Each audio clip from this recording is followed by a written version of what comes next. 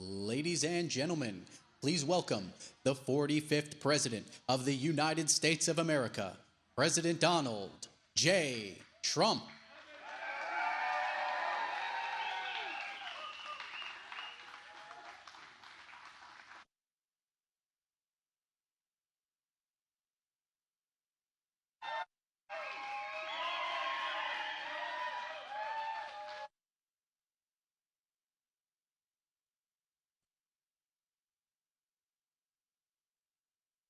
Nice place, by the way.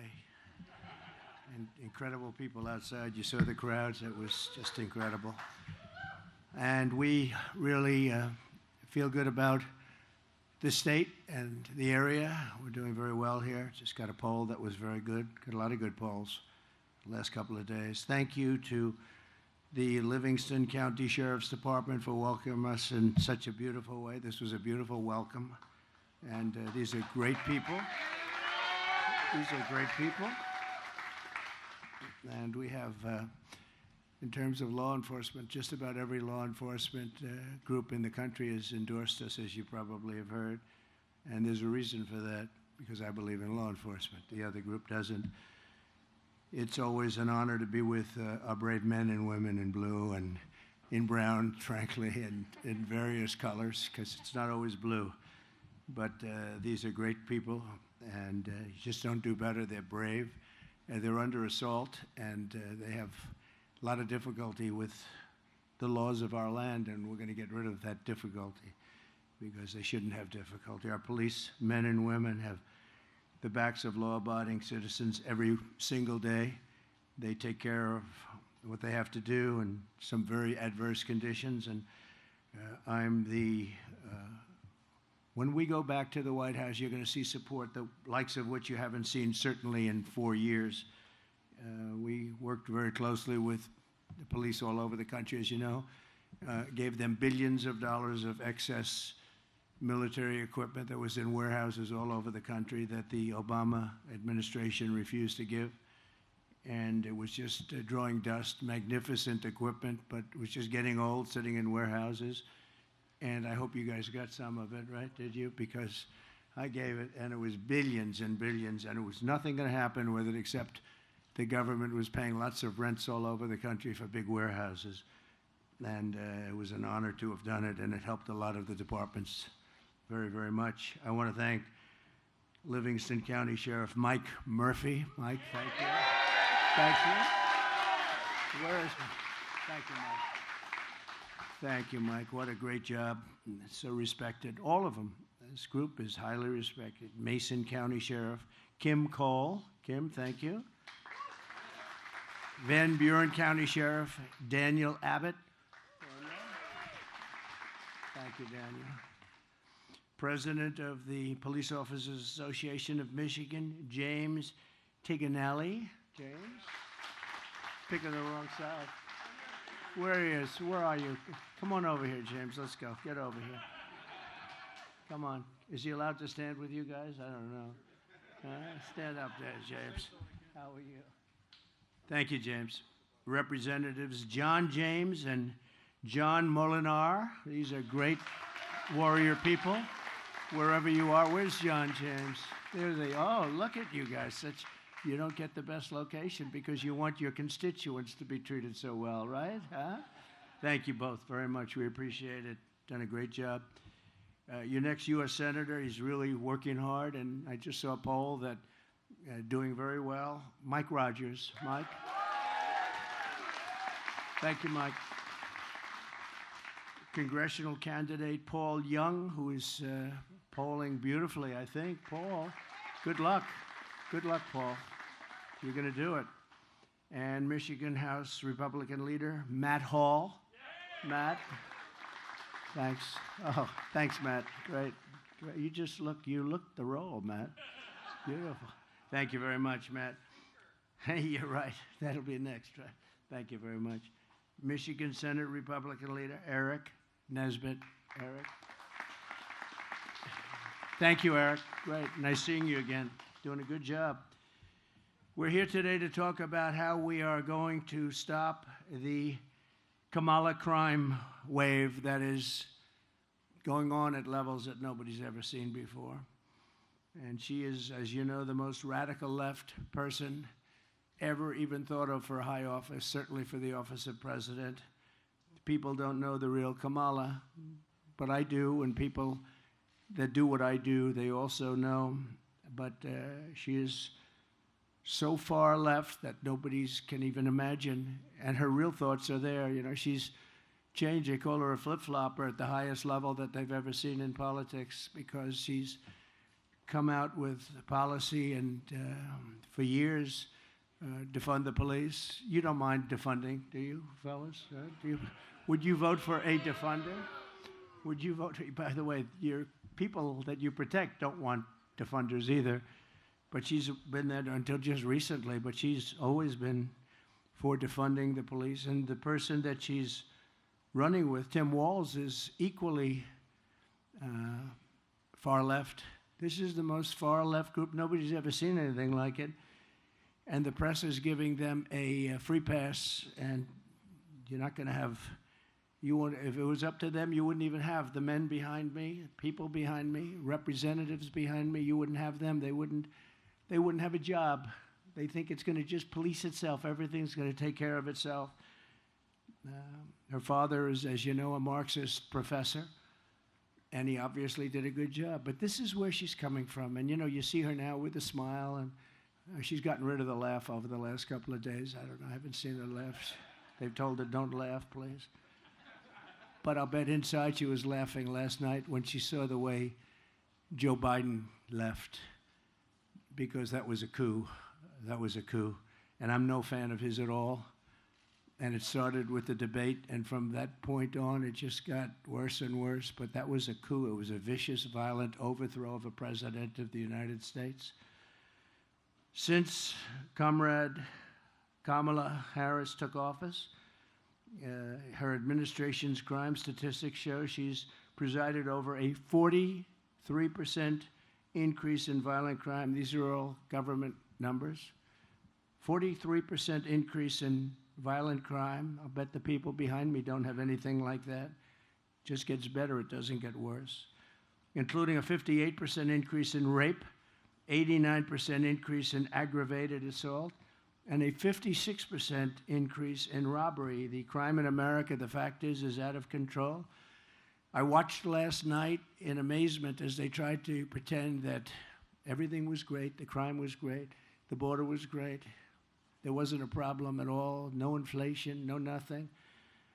There has been a report that the job numbers over the last period of time were fraudulent, and I understand that because I know how the job numbers go, and if you want to be a bad person in high office, you can be a bad person, but the numbers are going to be revised, that the job numbers were far less, at nobody's ever seen, if the 600,000 to 1 million people less, jobs less.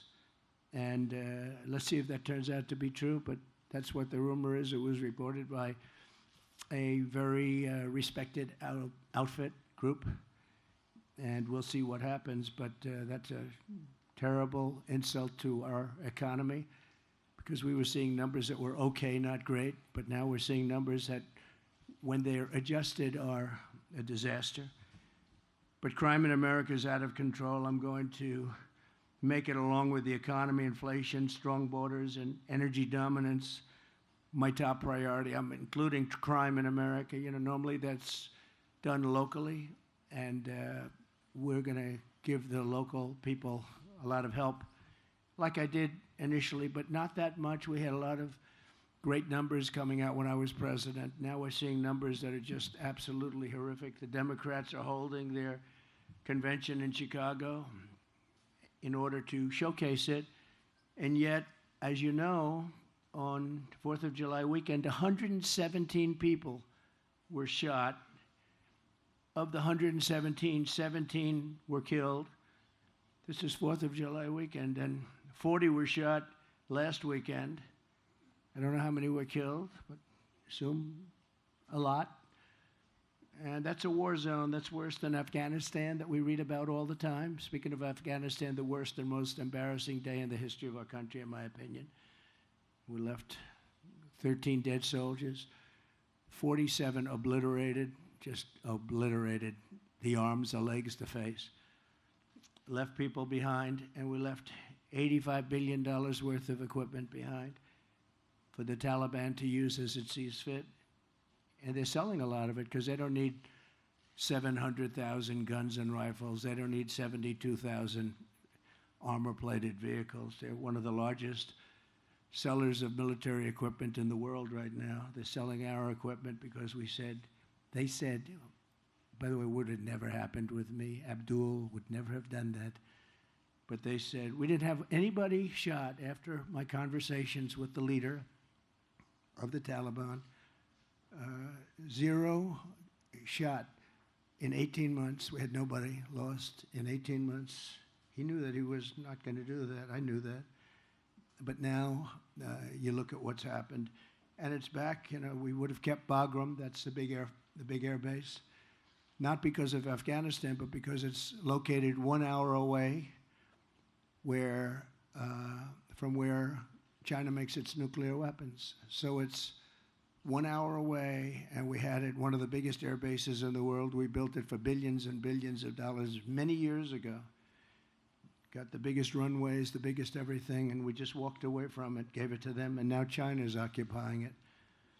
And I thought that the scene a few days ago of the 3rd anniversary, they call it the defeat of America, was one of the ugliest scenes that I've seen on television in a long time. I've seen some pretty bad ones, so have you. We're witnessing some pretty bad ones.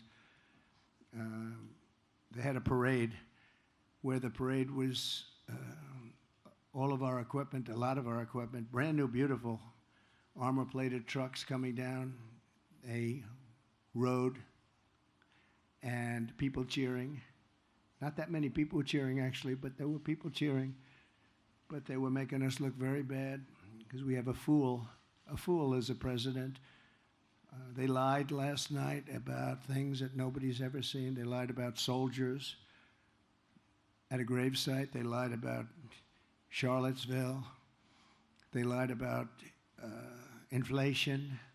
The inflation's been absolutely horrible, absolutely horrible.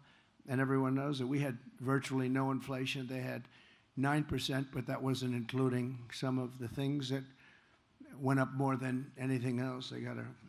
They gave themselves a pass. But mothers will no longer be losing their children because of weak liberal policies and politicians that have given up on securing a crime-free America. We want a crime-free America. We're going to stop violent crime in the United States. And it's people like this that can do the job better than anybody. They do the job justly and fairly, but there's nobody like these people. Thank you. Thank you, friends. There's nobody like them, so they can do it.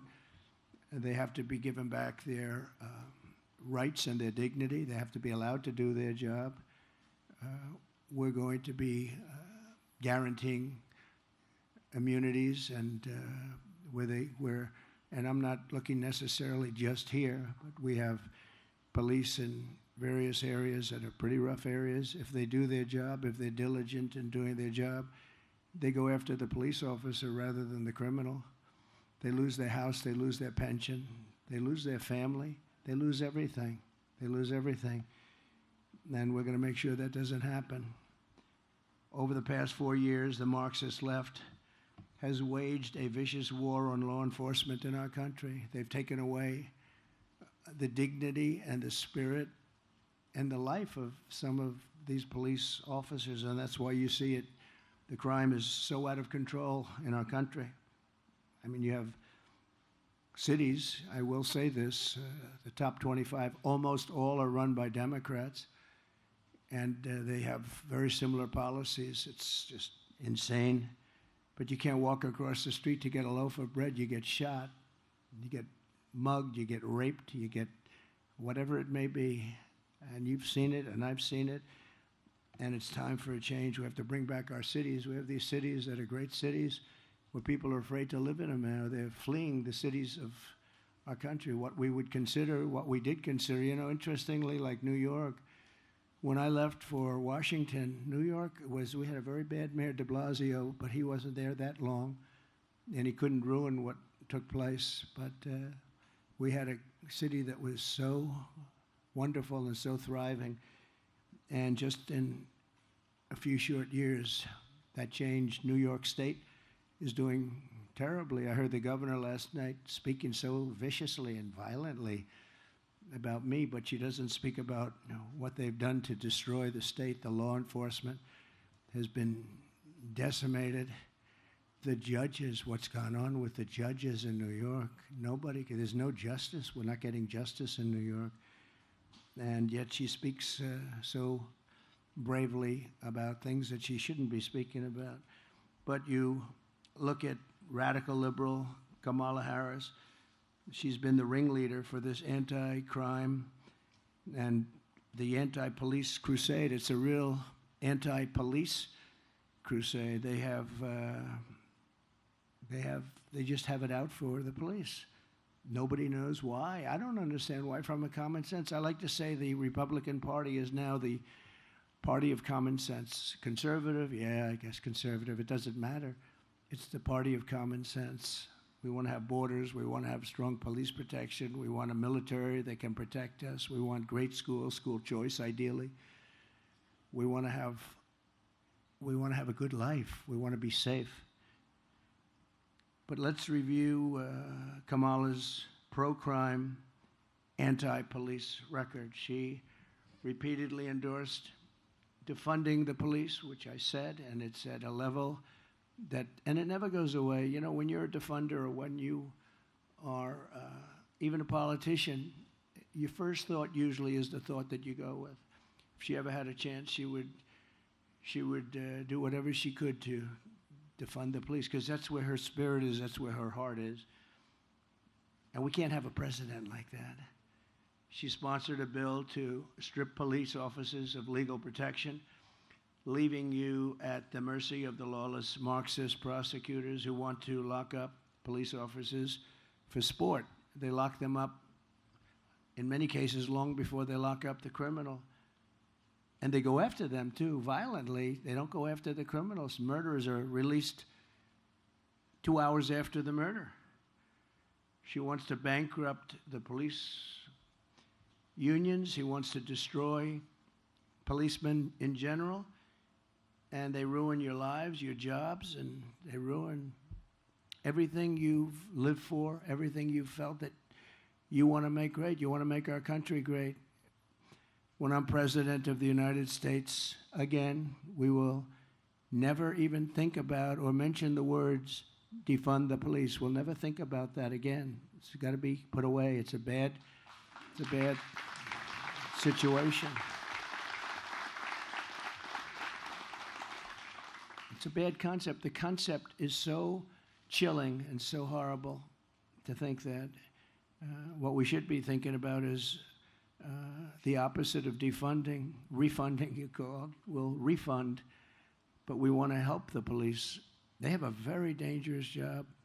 And lately I see I was with a great family a few months ago, opens the door to a car and gets shot. And they have all sorts of protection for the people in the car. You can't have your gun even close to being drawn. You don't know what's happening. A lot of the windows are dark, so you don't know who's in there. But the door opens and just gets shot. Great police officer. In many, many cases, it's a dangerous business, and we have to give them protection, and we have to give them love and respect, and that's what we're going to do. We were doing it, and they're not doing it now. We'll give our law enforcement heroes the kind of protection and the resources that they so dearly deserve, and I will crack down on local Marxist DAs who refuse to enforce the law. They refuse to put murderers in jail. And you see it all over. As the district attorney of San Francisco, Kamala Harris was one of the worst and one of the first Marxist prosecutors in America. She said that, and some people said she was the godmother of both sanctuary cities, because this was a while ago. This was when it all started. And that horrible shoplifting epidemic, she shielded illegal alien crack dealers from deportation. She fought like hell to have crack dealers not deported. She came up with the concept of $950 and below. You don't even get prosecuted. $950. So guys are walking into stores with calculators to figure out. Did you know that? They have calculators. They're adding it up. They want to make sure they're under 950. But it didn't matter because they didn't prosecute the ones that went over either. She ignored the pleas of victims, families, members, and refused to seek the death penalty against, as an example, an illegal alien MS-13 gang member. These are the worst gangs in the world, who murdered an innocent man and his two sons for absolutely no reason. They said, "Why did you do it?" He said, "I felt like it. I felt like it." So when Kamala, until recently, was called a Marxist prosecutor, she didn't even disclaim the title. She sort of liked it. As the California Attorney General, she redefined child sex trafficking, assault with a deadly weapon, and rape of an unconscious person as a nonviolent crime. All of them were redefined by her as nonviolent. Kamala Harris supports abolishing cash bail nationwide. Cash bail has been a disaster. When you abolish the no cash, don't worry about cash. You murdered somebody, don't worry about it. That was really the beginning of problems for New York, big problems for New York, but elsewhere also. But it means releasing violent criminals immediately after arrest. No money involved. Don't worry about it. Go home, enjoy yourself. Many of them disappear. You never find them again. Many of them immediately start killing again. It's just a crazy situation. She supports ending jail sentences for parole violators. She considers a parole violation not to be serious. When the violent mobs of looters and anarchists tried to burn down Minneapolis in 2020, Kamala Harris raised money for bail, to bail out the arsonists and the rioters and the killers. People were killed. Many people were killed. Compare that to J6. Nobody was killed. Nobody was killed. There weren't fires set. They burned down the city. They were burning down Minneapolis. And she went out, and not only did she work a little bit with them, she worked a lot with them. She worked to get them out and to make them, to set them free. One of the criminals Kamala helped bail out of jail was Sean Michael Tillman, one of the worst, a dangerous repeat offender, had a horrible record of violence. With Kamala's help, she was set free. He was set free. He soon went on to murder a man on a train platform for no reason whatsoever in St. Paul, shooting him 6 times in the head and in the torso. No reason whatsoever. What's the reason? No reason. Just felt like it. Kamala Harris will deliver crime, chaos, destruction, and death. If she's allowed to be the president of the United States, you'll see levels of crime that you've never seen before. I will deliver law, order, safety, and peace, and I will protect those who protect us. These people protect us. These are unbelievable people. They protect us. We have to protect them. We have to give them hope because so many are leaving the forces. I can't speak for this group because I'd love to work for them. I would be joining them in 2 minutes. It looks like a nice job. They look, because they've handled themselves and crime and everything else in a stern way, and it's probably a lot easier to do. Maybe we should switch them, move them around to different territories of your state or of our nation, and let some other guys take. Would you like that, fellas? I have a feeling you don't want that. I don't want to embarrass it. I don't want to say any particular names of locations, but I can think of a big one in this state. I'd love to have them working there during the election. I can tell you, but they have it all very much under control, and that's the way it should be. So we're going to make a record investment in hiring, retention, and training of police officers. We're losing tremendous numbers of police officers. These are men and women that want to be police officers, and they're just leaving. We're going to get you reinforcements, and we're not going to be doing the negative, like let's pay them much less, or let's defund entirely. Let's pay them. There's a movement on now, we won't defund, but we'll pay them much less money. No, it's, I've never realized how dangerous a job it was. I have some papers here where if you watch the event last night, this is, by the way, my all-time favorite chart, which is, because if you've watched last night, you wouldn't know the border was so bad. This was right here, this arrow on the bottom, lowest ever. This is made by Border Patrol. That's the lowest ever we had for illegal aliens coming into our country. And that was the week I left office. That's the lowest ever. Now, this chart is very dear to my heart for another reason. Because this was the chart. I said, let me see it. But it says a lot. And we had a couple of instances last night where things were mentioned, so I got it. Did crime rise under Trump and fall under Biden? They said it rose under Trump and they go, no, the opposite is true. Take a look at this here. It said, is it true? Did crime rise under Trump and fall under Biden?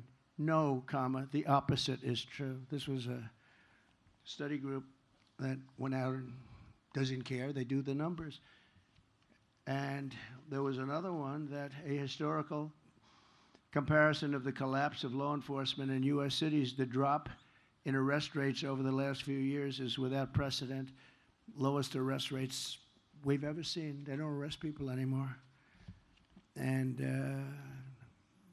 they shouldn't arrest people for saying the election was rigged, but they like that. They go after guys like me, but they don't go after people that kill people. It's a shame what's happened in our country, but we're going to turn it around. We're going to win big, and we're going to turn it around. We're going to turn it around fast. Thank you. Thank you. We'll bust up and dismantle the gangs, savage criminal networks, and bloodthirsty cartels, and we will stop the fentanyl, and we'll make sure that Kamala Harris has and all of the people that she's allowed to come across the border. Don't forget, she was the border czar, whether she wants to hear it or not. She still is. You're right. Thank you. In fact, she could do it right now. You know, they like to talk. It's all nonsense. That Donald Trump stopped a bill. I was opposed to it. So was everyone else. It was the weakest bill. Under that bill, millions of people would have been allowed to come in. This was a weak bill. But you didn't need a bill. I didn't have a bill. I said, close the border.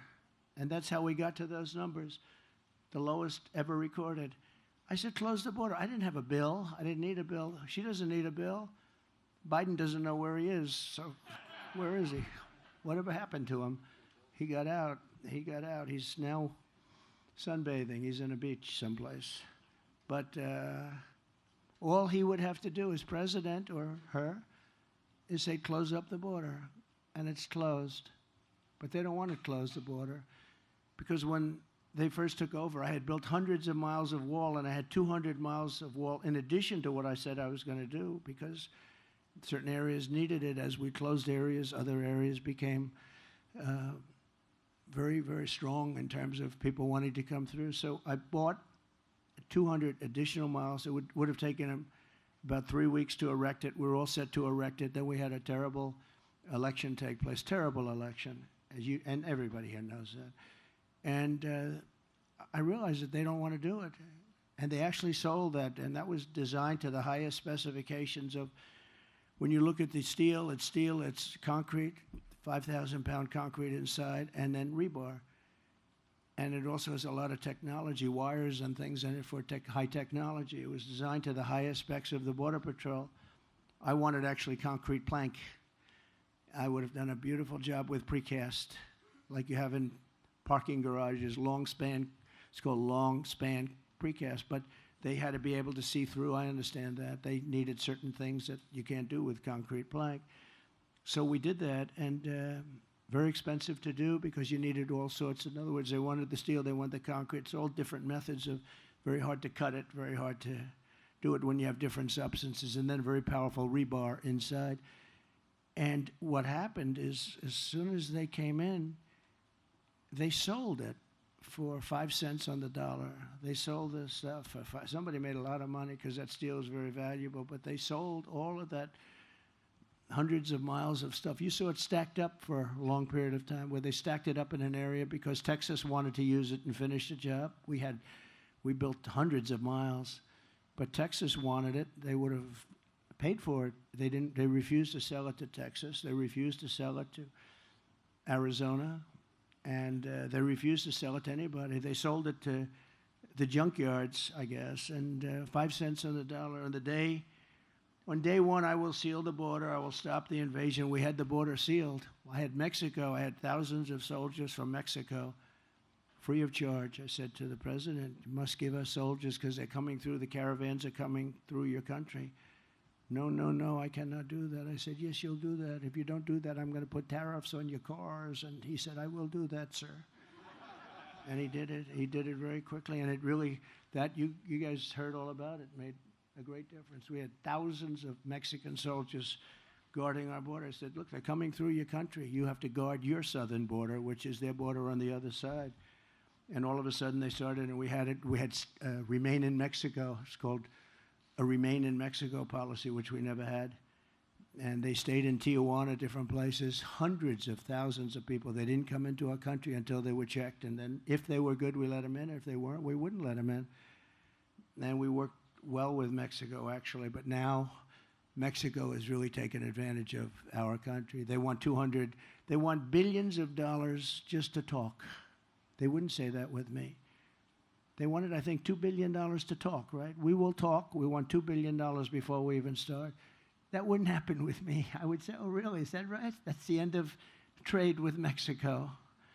And they would say, sir, we will give you $2 billion. How about that? So I'll send Kamala's illegal aliens back home where they belong. We have a problem because when I came in, they wouldn't accept MS-13 gang members. I told the generals we're going to get the gang members out. ICE and Border Patrol, the job these people do, but ICE would go into the country, get the MS-13 gang members out, the meanest, the most vicious. They kill people with knives. They killed 2 young students walking to school, 2 beautiful young 16-year-old girls walking to school. They killed them up and chopped them up into pieces with knives, dead. And ICE goes in and they go into those packs of rough people, and ICE is rougher than they are. These are incredible, brave patriots. A lot of people wouldn't want that job. You see fists and feet, you see everything flying, and then 2 minutes later they stand up and they grab them and they throw them into what they used to call a paddy wagon. They put them into planes, they take them out. The countries wouldn't take them back under President Obama. And I said, really, they're not going to take them back? Well, if they're not going to take them back, I'm going to stop paying them. I said, how much money do we pay these countries? El Salvador, Honduras, Guatemala, and others. I said, how much money do we pay? $750 million. I said, good, inform them we're not paying them anymore. And the following morning, I got calls from all of these countries. Sir, there must be a misunderstanding. We would love to take them back. We would love to have MS-13. We would love to have MS-13 back in our country. It would be a great honor to have them back. And, you know, before we get too far, and we're almost finished, but before we get too far, I want to tell you that we have criminals from all over the world pouring into our country right now. Your job will never be obsolete, you know. It will never be obsolete, unfortunately. It would be nice if we could have peace, but we're not going to have peace. And this is something we're going to have to live with for a long time. She has allowed millions of people, open border, to flow into our country totally unchecked, totally unvetted. And they come from jails and prisons, slightly different. They come from mental institutions all over the world. This isn't just in South America. People think it's South America. It's from Africa, Asia, the Middle East. A lot of people coming from the Congo in Africa, the Congo. Rough. And they're prisoners. They're prisoners and we say, where do you come from? Africa? Where in Africa? Prison? What did you do? We don't want to say. They turn out to be murderers. These are rough people, and we're allowing them into our country from all over the world, from South America, yes, but from all over the world. They come from insane asylums, and many are terrorists. So we have prisoners, mental patients, mental institution patients, terrorists pouring into our country, totally unchecked, unvetted. We have some of the worst terrorists in the world. We know where they are approximately, but we don't know too much, but we know they're the worst. We have the worst terrorists in the world pouring into our country. And she's the president and wants to be the president of the United States. She's vice president. She could do it. She's in charge of the border. She could have closed up the border. She should have closed it up. They could have told Mexico, if you don't do it, we're not going to do something. We're not going to have trade. We're not going to deal with you. We're not going to let you sell your cars into the United States at these ridiculous, they took 32% of our car industry over many years. They took it out of Detroit. They took it out of different places, but they took it, and they took it big from this state, from South Carolina, from a lot of different places. They took 32%, and I think now the number is bigger. You know, I don't know if you know that they're building some of the biggest car plants in the world right now in Mexico. Wouldn't have happened with me. Right now in Mexico. And China's the one building them, and they think they're going to make these cars and then release them into the United States without tax. It's not going to happen. We'll put 100% to a 200% tariff. We're not going to let it happen because all of our jobs from your state will be gone. And I watched this union head. He's an incompetent guy. He's approving for what he did, for what he's allowed. Every job, every auto worker here will be out of a job within 3 years if I'm not elected. Every auto worker in the state, they're all going to be made in China. They're going to an all-electric policy. Well, we have more liquid gold under our feet than any country in the world, but we don't have for what you need for an electric car. But China does, and its territories do, and we're not going to let it happen. But they're building some of the biggest plants, and I have a friend who builds plants. He said some of the biggest in the world, I think he's doing them, are being built in Mexico. And they're going to sell cars, produce them and sell them in this country with no tax. It's not going to happen. And I told him, I said, you better hope I don't win. Always dangerous to say these things. Maybe that's why I get shot at and other people don't. Right, John James? That's probably why I get shot at. Other people, they'll protect other people because they can't believe they got so lucky. But I have to do what I have to do. I have to do the right thing. The border czar, Kamala Harris, has allowed hordes of illegal alien criminals to literally stampede into our country. We're going to end that on day one. We're going to close our border. We're going to get all of the bad ones out. And we're going to get them out fast.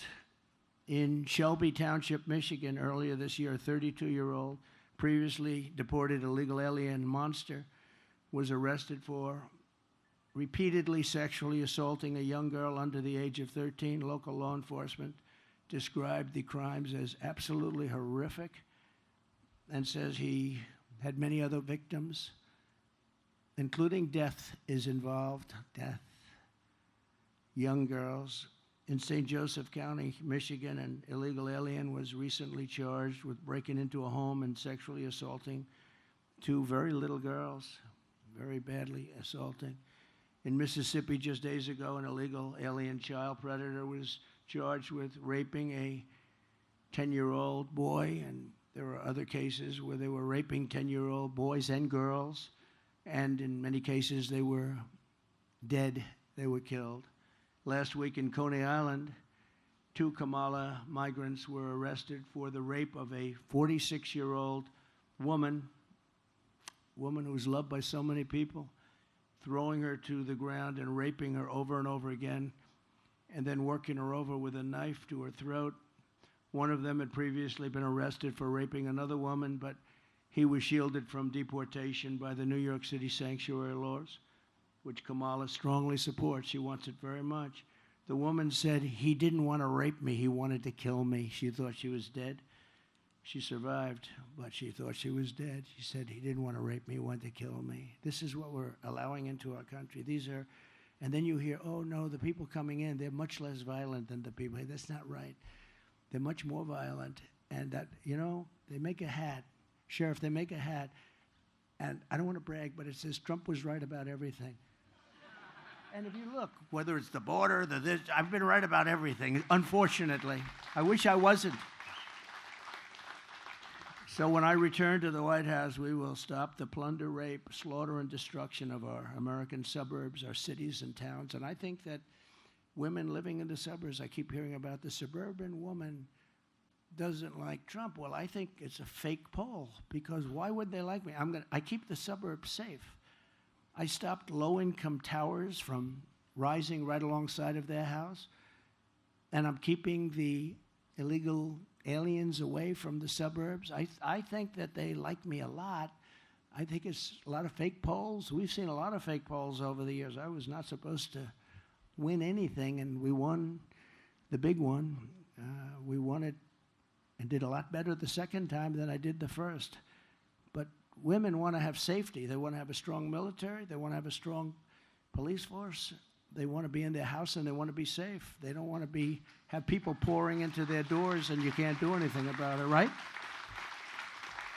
So I think that's the number one thing. I hope they like my personality. I have a nice personality. But to me, it wouldn't be very important, the personality. They want to be safe. And they want people like this happy, and they want people like this taken care of properly, because those are the people that keep them safe. So we'll shut down all deadly sanctuary cities throughout the country, because all they do is they shield criminals. I mean, they basically shield criminals from prosecution. I will shift massive portions of federal law enforcement to immigration enforcement. We're going to put a lot of immigration enforcement. We're going to close down the border day one. And we are going to, just so you understand, I am not a radical at all. I'm just a common sense person that was successful in what I did because of the same thing.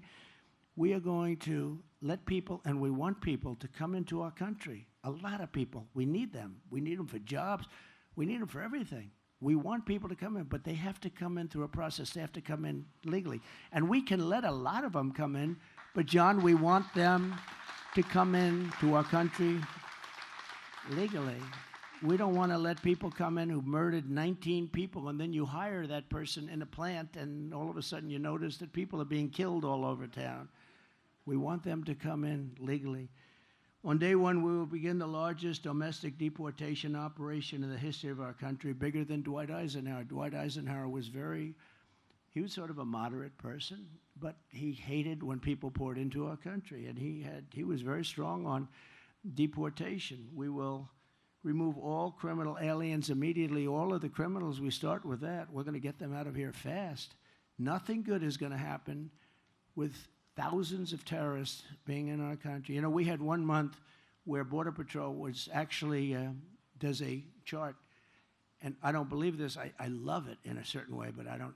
They said in 2019, zero terrorists came in. Now, I don't believe that, but it's an awfully good statistic. But it was very few that came in. We were very tough on that. We had everybody checked so carefully. And they actually at 2019, they had zero. Now you have thousands of terrorists coming into our country. Thousands of terrorists. These are the people that blew up the World Trade Center. Bad things will happen. And if I'm elected, we're going to get them the hell out of here. We're going to get them out of here fast, very fast. And I told you that that other countries who really they put their people into groups. They send them up here, and by the thousands, the caravans. I think it was the name that I came up with. I don't know. Maybe somebody will say he's lying about that. Somebody else used the term 14 days earlier, but we came up because it just seemed like an appropriate term. It's a caravan of thousands of people. We have one caravan coming up right now, thousands of people that go right into the country. But I call these, they wouldn't take the MS-13 people back or other criminals back. And the general said, we're just not able to do it, sir, because they won't take them back. They'd put planes on the runways so that you couldn't land the plane. They'd block up the bus lane so you couldn't bring the buses, and you couldn't get them back. And when I told them that they wouldn't get any more money, I said, let them know they're delinquent. They broke in the deal. We're not going to get any more money. We paid them for years, hundreds of millions of dollars. The next morning, all three countries called me, like clockwork, separately. Sir, is there a misunderstanding? I understand that perhaps you would like to talk to us. I said, yeah, you're sending people into, and they're sending them, by the way. They don't want them. They're sending them. All of the countries are sending them. And now they're coming in because of her, because she's so pathetic and weak at the border. The worst job, the worst border czar in history, I can tell you that. Whether she's a czar or just in charge of the border, it doesn't matter. But they're sending them in levels that we've never seen before. And they're destroying our country. But they all said, all three, it was almost like identical conversations. It was, sir, is there anything we can do to make up for this misunderstanding? I said, yep. You take your MS-13 and you take your gang members and you take your criminals and your drug dealers. We're sending them back, and we're sending them back today. And we sent thousands and thousands of people back. This has stopped for years. Under Bush it stopped, and under Obama it stopped. But this had been taking place for years, and I only found out about it. I said, that's good, get them out. I don't want to put them in our jails, because we put them in our jails. What are we going to do? Keep them for 50 years, 60 years, and the expense? The really bad ones, we did do that, however, because, we don't want them coming back.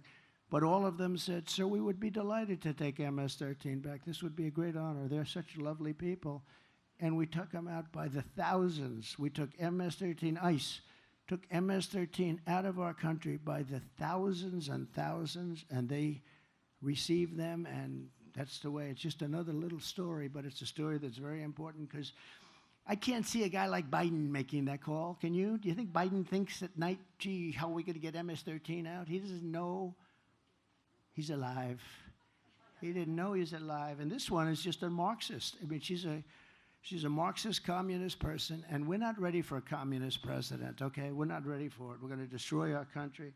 Under my leadership, no community will be surrendered to violent criminals. No citizen will be abandoned to migrant crime. We have a new form of crime. It's called migrant crime, and it's probably more vicious than the crime that we already have, which is pretty vicious. These people are vicious, and please don't let anyone convince you that our criminals and we have more crime. They are sending massive number of criminals. And you've heard me say this before, Venezuela crime is down 72%. 72. Because they've taken their criminals out of Caracas. They've taken their criminals out of all of their cities, all of their areas, all of the country, and they're sending them to us. And I'm amazed that they're not doing it quicker, to be honest with you. It's happening fast. They're also emptying out the jails. And this is true all over the world. They're emptying out their prisons, and they're taking their criminals from off the streets. They're taking their drug dealers, and their crime rates are down at levels that nobody's ever seen before. And everyone says, oh, so-and-so's doing a great job running such and such a country. No, they're not. They're just very intelligent. I would do it if I were them. I would do it much faster. I can't believe they still have some left. But their jails are getting to be very empty. And what they're doing is they're literally dropping them in. They're bussing them in, and they're bringing them in. And they're saying, don't ever come back. If you come back, you get the death penalty. Or if you come back, you get killed. Don't ever come back. And you see the crime statistics are unbelievable. If you look at the jails are, they've never been so low in terms of world. I'm talking all over the world, because they're sending their criminals to the United States of America, and they're saying, don't ever come back. And their jails are being emptied, and their criminals are being taken off the streets, and their crime rates are plummeting. But that's what we want for our country. So we're sending those people back, and these are the people that can do it. So we're going to have a reformed Department of Justice. We'll once again be a friend and partner to our great local police and police officers general, and we'll be working with victims of crime very closely, but will not be working with the criminals that commit the crime. We're going to change it around. Right now, the criminal has a lot more respect within our Department of Justice than the victims. We're going to be working with the victims. We're going to get the gangsters, the drug dealers, the dangerous offenders behind bars, and we're going to get them ideally out of our country, ideally, except in extreme cases. We have some extreme cases where they've murdered many people, and in that case, we want to make sure they're away. But the amount of crime that we have is unbelievable, and the lack of crime that these other places, it just makes so much sense, doesn't it? That's all common sense, too. They're taking their criminals and they're bringing them to the United States, and they look so great. And cities like Caracas, which was a very dangerous place to be, these are cities that have opened up, they have new life, but our country is suffering. And you know, they just got here over the last 2 years, mostly over the last couple of years, during this administration, during our great border czar, who wants to be our president. They'll be laughing. Watch, President Xi will be laughing. Putin will be laughing. They'll all be laughing. By the way, the war with Russia would have never started with Ukraine, would have never started if I was president. October 7th would have never happened. Iran was broke. They had no money for Hamas. They had no money for Hezbollah. This is a very dangerous time that we're in. It's dangerous in terms of crime and all, but it's very dangerous in terms of a possible World War III. We're very close to World War III, and people don't realize it. We're closer than we've ever been, I think, ever since World War II, but this would be the war of wars because of weaponry. This isn't, as I say, two army tanks going back and forth shooting at each other. The level of power, the level of weaponry that there is in the world today is so bad, it's so dangerous, it's so bad. And you need the right person to be president. You know, we had no war when I was president, except that I totally defeated 100% of the ISIS caliphate. Everyone said it would take 5 years. It took me like about 4 weeks. Because we have a great military. We have great generals, not the ones you see on television, not the ones that did the Afghanistan botchery, but we have great military people. I know them. And they're never going woke. You know, you keep hearing our military is going woke. The top people would like to see it, but it's never going to. These are not people. Just like these people will never be. Do you promise you'll never be woke? I don't see a lot of wokeness. There's not a lot of wokeness. I don't think so. But we're going to stand up for law-abiding citizens of America. We're going to be really, I think, an inspiration to the world. But we have to start by remedying a situation that was caused by somebody that right now is running for president of the United States. She would be a disaster as president. I love our country. I didn't need this. I didn't have to do this. I didn't need to get indicted by any time I fly over a state. They indict you. I got indicted more than the great Alphonse Capone, right? For nothing. My father's looking down. My mother's looking down. He was such a good boy. I don't know what happened. But I didn't need this. I had a beautiful life. But to me, I wouldn't change it for the world, because we're going to take this country, we're going to make it safe again, and we're going to make America great again. And I want to thank everybody for being here, and God bless you all. Thank you. Thank you very much.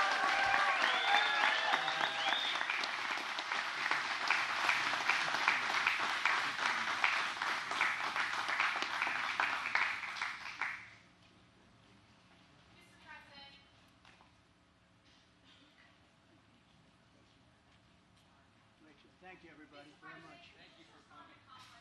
Campaign attacking you for being in his town because they say there were white supremacists here a month ago. They're Democrats. Who was here in 2021? Thank you. Thank you, everybody.